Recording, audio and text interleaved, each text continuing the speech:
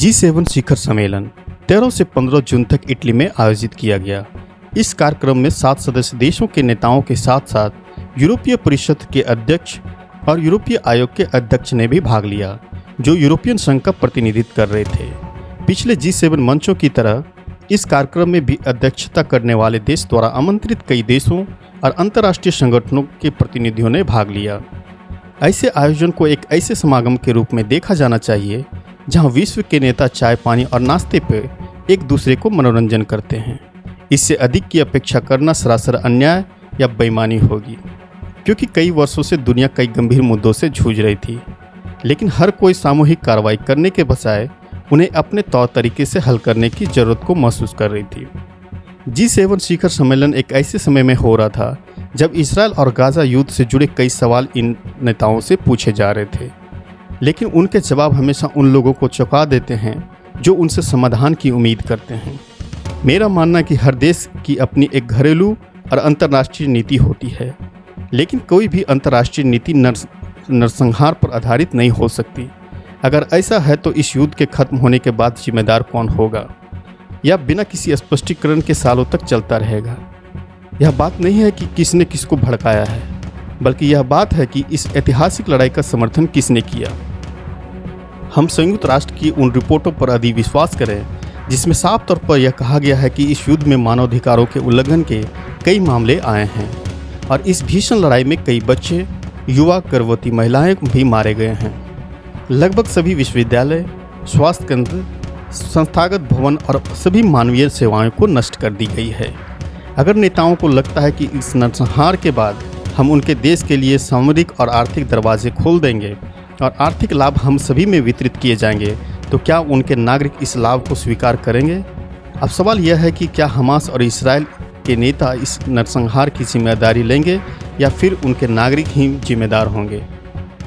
G7 और ऐतिहासिक पृष्ठभूमि और यह कैसे काम करता है। G7 एक अनौपचारिक मंच है जो कनाडा, संयुक्त राज्य अमेरिका, जर्मनी, फ्रांस और इटली, जापान को एक साथ लाता है और यूरोपीय संघ को भी इस समूह में भाग लेने का मौका दिया जाता रहा है और इसका प्रतिनिधित्व यूरोपीय परिषद और यूरोपीय संघ के आयोग का अध्यक्ष द्वारा किया जाता है। इस समूह की स्थापना 1973 में ऊर्जा संकट के बाद आर्थिक और वित्तीय सहयोग के लिए एक मंच तैयार की गई थी।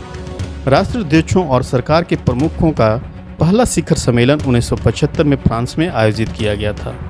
इसमें फ्रांस, संयुक्त राज्य America, United kingdom, Germany, Japan और इटली शामिल थे। 1976 में कनाडा को शामिल किया गया और G7 ने अपना वर्तमान स्वरूप ग्रहण किया।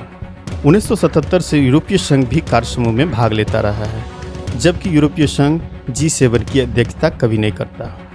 1997 से 2013 के बीच रूस को शामिल किया गया था और G7 का विस्तार करके इसे G8 बना दिया गया। हालांकि क्रीमिया के अवैध कब्जे के बाद 2014 में रूस की भागीदारी को निलंबित कर दी गई थी। पिछले कुछ वर्षों में G7 ने लगातार अपना ध्यान व्यापक किया है और प्रमुख वैश्विक मुद्दों को संबोधित करने के लिए एक अधिक औपचारिक प्रमुख स्थल बन चुका है। नई सहस्त्राब्दी की शुरुआत में यह विकास को भी और स्पष्ट करता है, क्योंकि G7 जटिल मुद्दों पर अधिक तकनीकी और विस्तृत चर्चा की आवश्यकता को भी पहचानता है। G7 एक ऐसा समूह है जो समान मूल्यों और सिद्धांतों को एकजुट करता है और लोकतंत्र और मानवीय अधिकारों को बनाए रखने में अंतर्राष्ट्रीय क्षेत्रों में इसकी जगह और एक अमूल्य भूमिका भी है।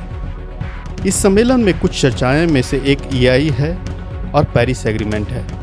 आर्टिफिशियल इंटेलिजेंस एक ज़बरदस्त तकनीक है जिसमें औद्योगिक उत्पादन और उत्पादकता को बढ़ावा देने की क्षमता है, लेकिन अगर इसे अनियंत्रित छोड़ दिया जाए तो यह बाजारों और हमारे सामाजिक ताने बाने को काफ़ी हद तक प्रभावित कर सकता है। नेता मानव केंद्रित नैतिक AI के महत्व को रेखांकित करते हैं और जो पारदर्शी और कार्यकर्ताओं और मानवाधिकारों का भी सम्मान करने की बात करते हैं, जिससे बेहतर समाज देने में मदद मिल सकती है। वे सभी के लिए खुले AI बुनियादी ढांचे और समाधानों को बढ़ावा देकर डिजिटल विभाजन को पाटने और डिजिटल समावेशन को प्राप्त करने की आवश्यकता पर प्रकाश डालते हैं और स्थानीय AI डिजिटल पारिस्थितिक प्रणाली का समर्थन करने और सतत विकास के लिए उन्नत AI की क्षमताओं को मजबूत करने के लिए सतत विकास के लिए AI हब बनाने के लिए इटली के प्रस्ताव का भी स्वागत करते हैं। उनका यह भी कहना था कि हम पेरिस समझौते को पूरी तरह से लागू करने की तत्काल आवश्यकता पर विचार कर रहे हैं और वहां मौजूद अध्यक्षों ने यह भी कहा